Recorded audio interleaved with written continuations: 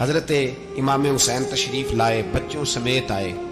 حور بن یزید ایک شخص تھا، حور بن یزید، حور بن یزید نام یاد رکھنا۔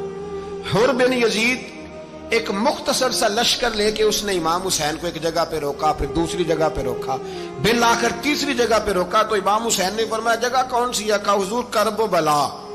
فرمایا بس یہی خیمے لگا دو، یہی۔ حضرت سیدہ زینب نے پوچھا امام حسین سے کہ سارے زمانے نے روکا ہے، ٹھیک ہے آپ حق پہ ہیں، یہ بھی سب نے کہا ہے آپ حق پہ ہیں، پر روکا بھی سب نے، آپ روکے کیوں نہیں؟ تو ابن کثیر اور ابن اسیر لکھتے ہیں کہ امام حسین رو پڑے، کہنے لگے بہن میں رک جاتا پر میں نے رات کو نانا مصطفیٰ کو خواب میں دیکھا ہے۔ تو حضور نے فرمایا حسین اگر آج یہ رواج پڑ گیا نا یزید جیسے لوگوں کا تو قیامت تک پڑا رہے گا، پھر لوگ کہیں گے کوئی نکلا نہیں تھا تو ہمیں بھی نکلنا، پھر لوگ ظالموں کے سامنے گردنیں جھکانے کے عادی ہو جائیں۔ میں کہتا رہتا ہوں، کہہ رہا ہوں، کربلا کی جنگ کفر اسلام کی جنگ نہیں، کفر اسلام کی جنگ نہیں کربلا کی، کیونکہ یزید تو بڑا پکا نمازی تھا، خطبہ دیتا تھا وہ تو۔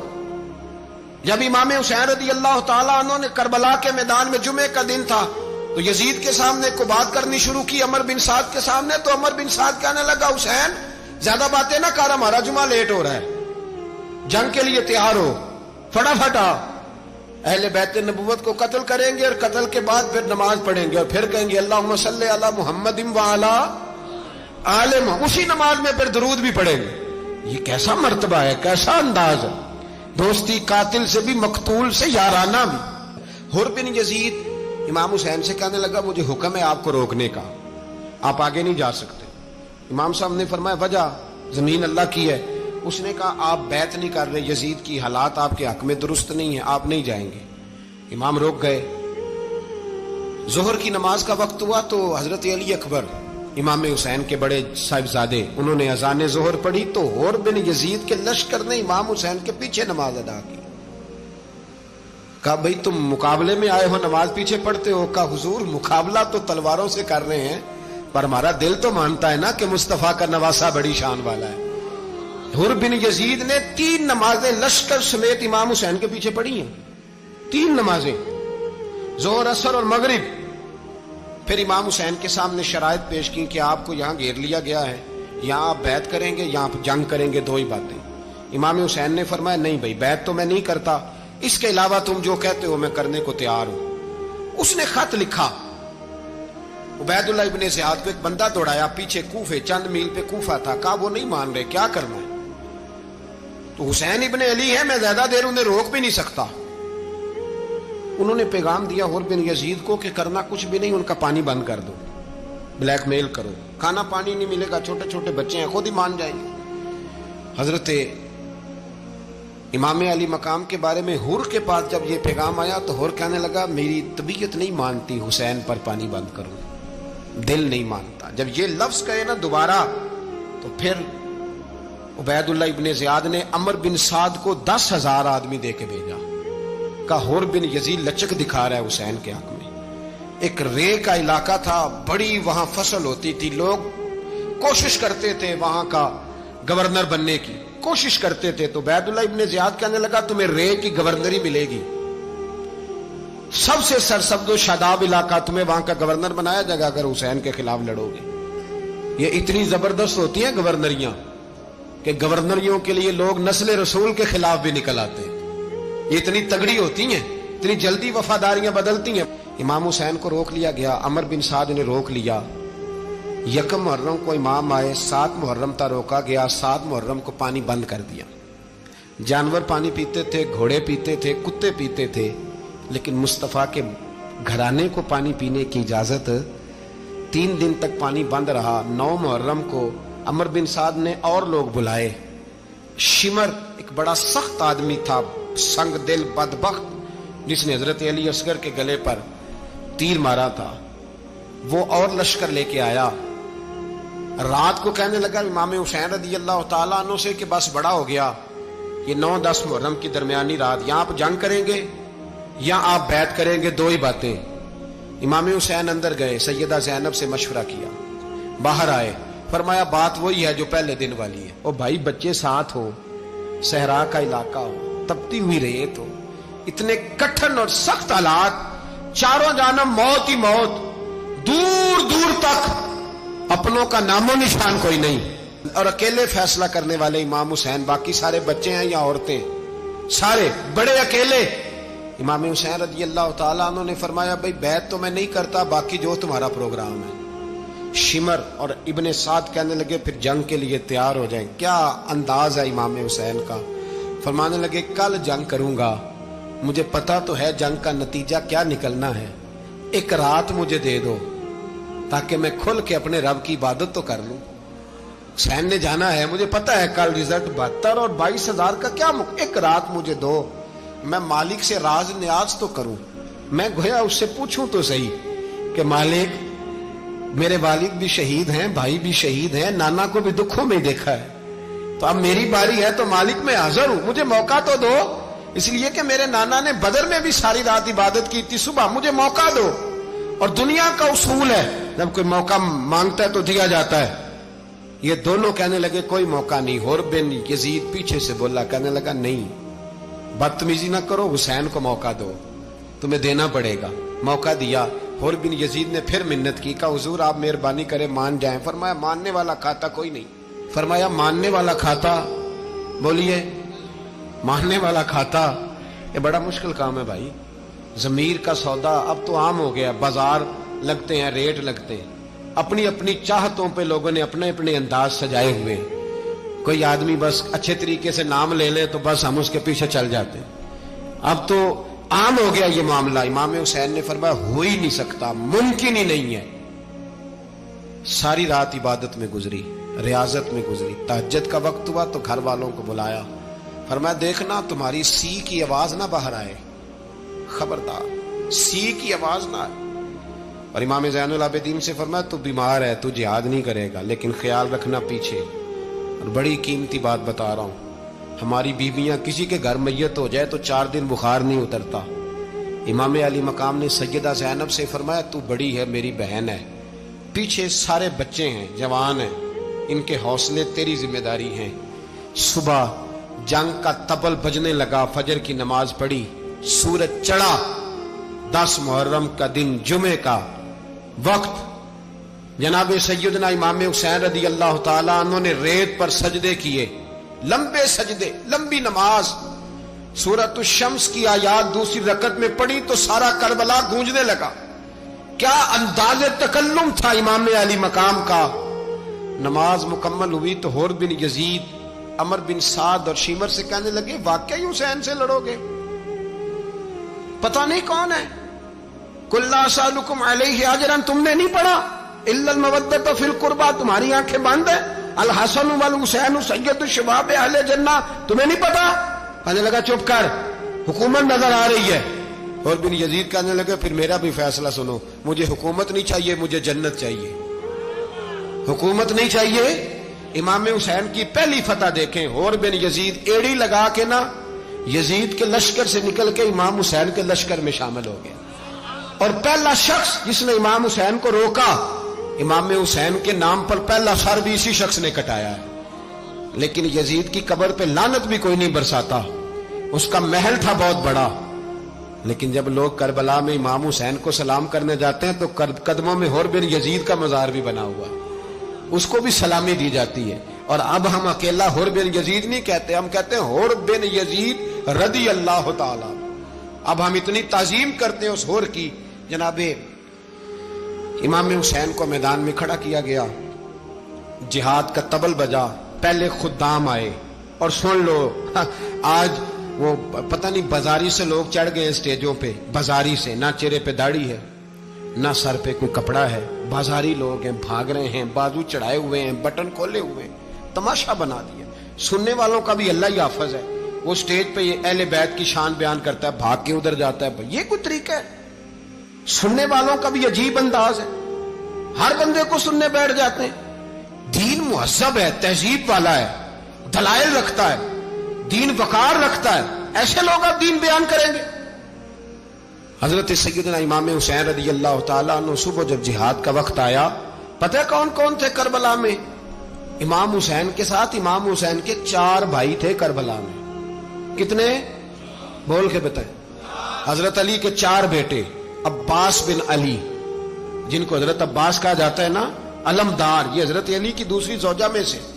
عباس بن علی بھی تھے اور ابو بکر بن علی بھی تھے، عمر بن علی بھی تھے، عثمان بن، یہ حضرت علی کے بچوں کے نام ہیں. یہ آپ کے شہزادے امام حسین کے ساتھ شہید ہوئے. ان کا نام صرف اس لیے نہیں لیا جاتا کہ ان کا نام خلفائے ثلاثہ کے نام پہ، حضرت علی نے اپنے یاروں کے نام پہ رکھا ہے تو تم نے کربلا کے میدان سے خارج کر دیا. یہ تینوں شہزادے حضرت جناب سیدنا امام حسین کے ساتھ تھے، یہ بھی شہید ہوئے. حضرت جناب زینب امام حسین کی سگی بہن ہے. ان کے 2 بچے تھے، اون و محمد.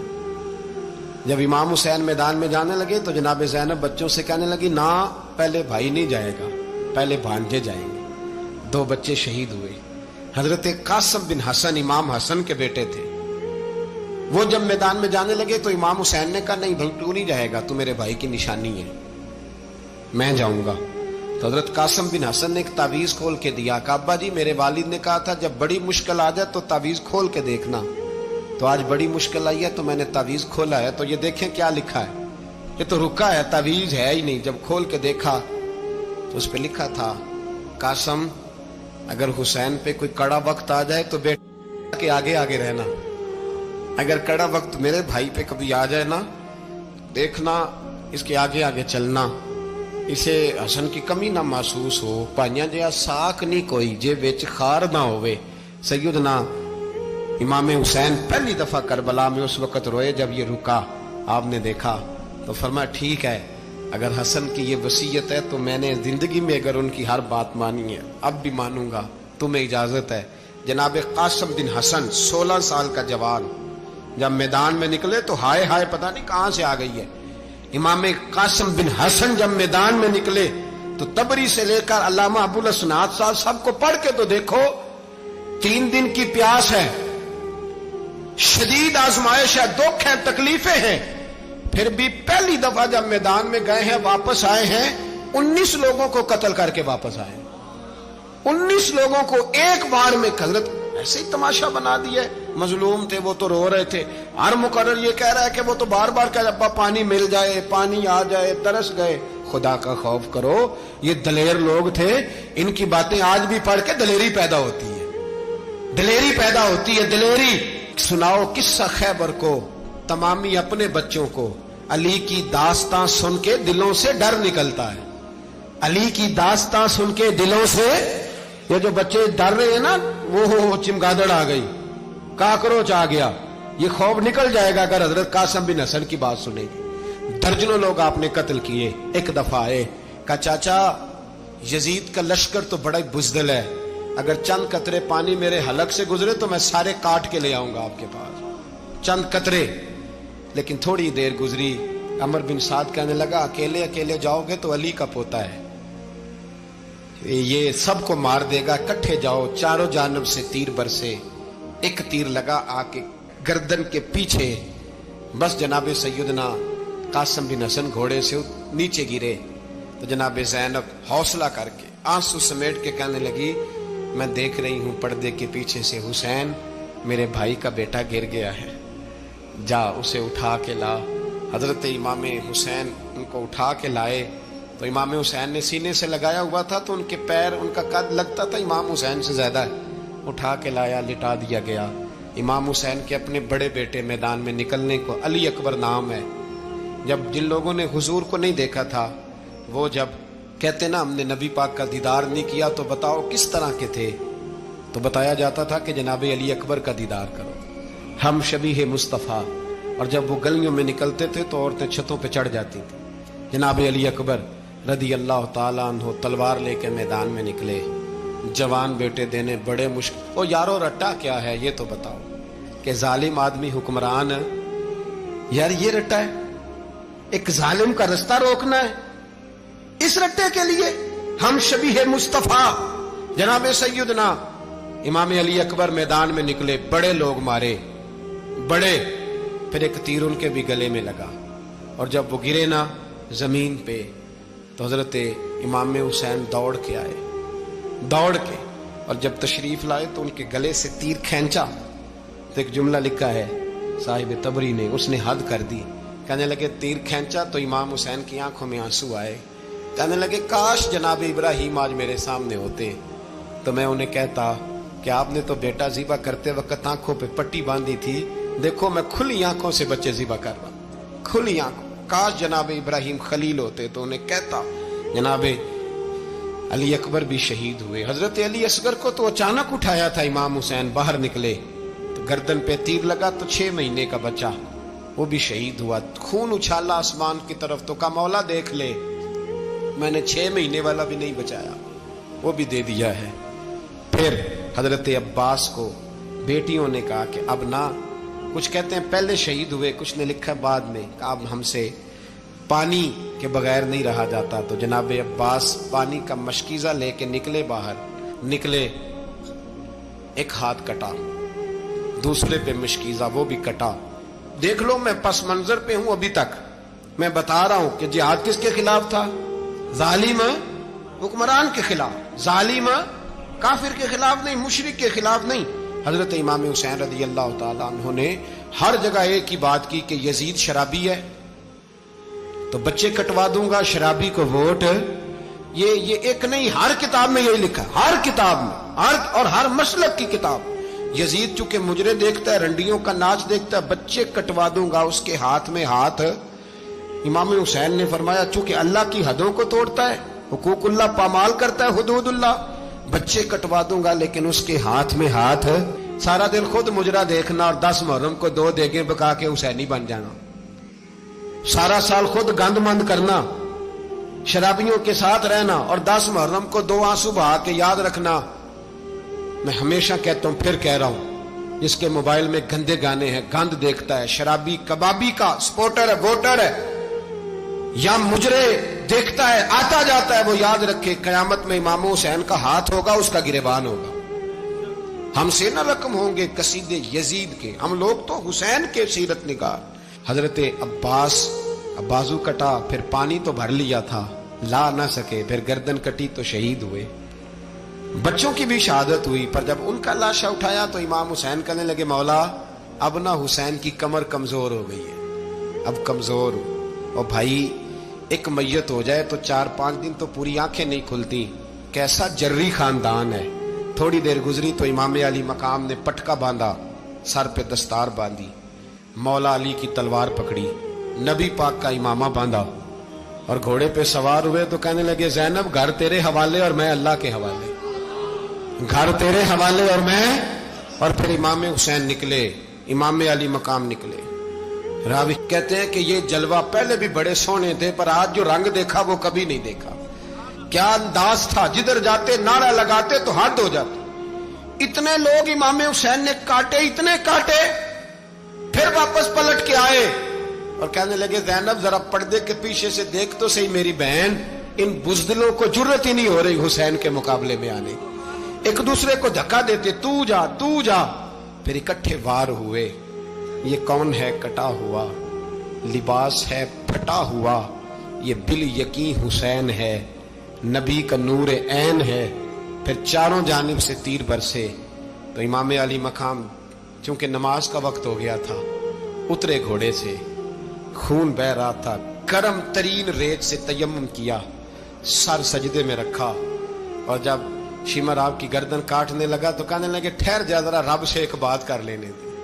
और फिर बोले इमाम हुसैन, कहने लगे मालिक तू अब बता के हुसैन से राजी है कि नाराज है, तू बता। तो फिर एक आवाज आई, या अय्यतुहन नफ्स मुतमइन्ना इरजिई इला रब्बिकी रादियतम मर्दिया। फरमाया नफ्स मुतमइन्ना वापस आ जा, तू अल्लाह से राजी है, अल्लाह तुझसे राजी। इमाम हुसैन वहां शहीद हो गए। अब ये काफिला इमाम हुसैन का सर काट, जरा देखना गौर करना, सर काट के नेज़े पे रखा है, जिस्म करबला में पड़ा है। औरतों को घोड़ों पे बिठा के ले जाया गया यजीद के दरबार में। यजीद पहले उबैदुल्लाह इब्ने ज़ियाद ने बदतमीजी की, फिर यजीद ने की। सऊदी अरब का एक मौलवी बोल रहा था, सऊदी अरब का, उनसे भी बड़ा इश्क है, जिसने तकरीर सुननी हो मेरे पास है। हमें लोग मशवरे देते हैं कि जो यजीद को अच्छा कहे और हुसैन को बागी कहे उसको हम इमाम मान लें।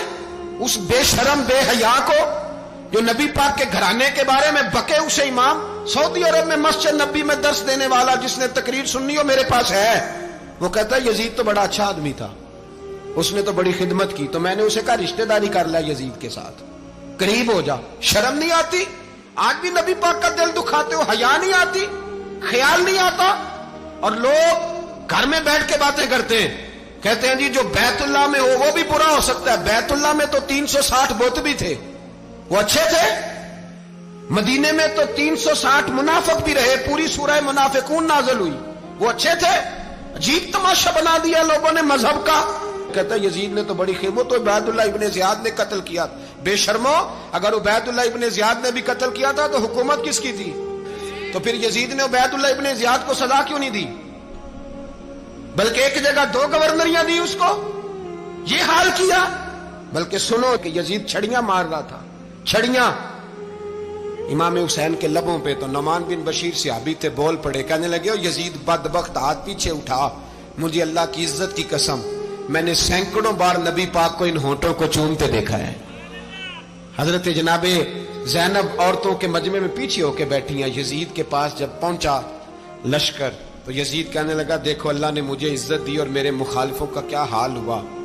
تو بی بی زینب بول پڑی، اتنے صدمے سہے پر آواز توانا ہے، جاندار ہے، جاندار۔ ہمارا کسی بندے سے جائیداد کا رٹا نہیں، ہم تو چاہتے ہیں امت اکٹھی ہو جائے، لیکن جو بندہ نبی پاک کی ماں کو دوزخی کہے، حضور کے باپ کو جہنمی کہے، یزید کو امیر المومنین کہے، اس کے ساتھ اتفاق رائے کر لیا جائے، یہ مذہب ہماری سمجھ میں نہیں آتا، بالکل نہیں آتا، قطعاً نہیں ہماری سمجھ میں آتا۔ کیسے اتحاد کر لیا جائے؟